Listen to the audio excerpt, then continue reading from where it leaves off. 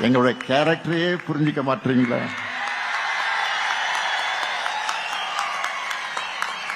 அன்போட வந்தா அரவணைப்போம், ஆணவத்தோட வந்தா அடிபடைய மாட்டோம், எதிர்த்து நிற்போம்.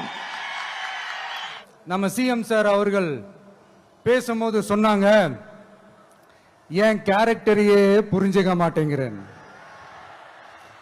இது சினிமா டயலாக் இல்லையா? நான் ஏதாவது பேசினா சினிமா டயலாகா? சார் பேசினா அது சினிமா டயலாக் இல்லையா? சிலப்பதிகாரத்திலிருந்து எடுத்ததா அந்த லைன்.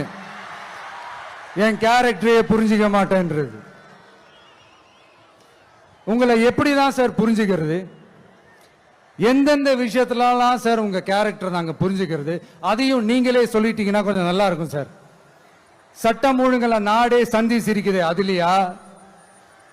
பெண்கள் பாதுகாப்புல நாடே சந்தி சிரிக்குது அதுலயா?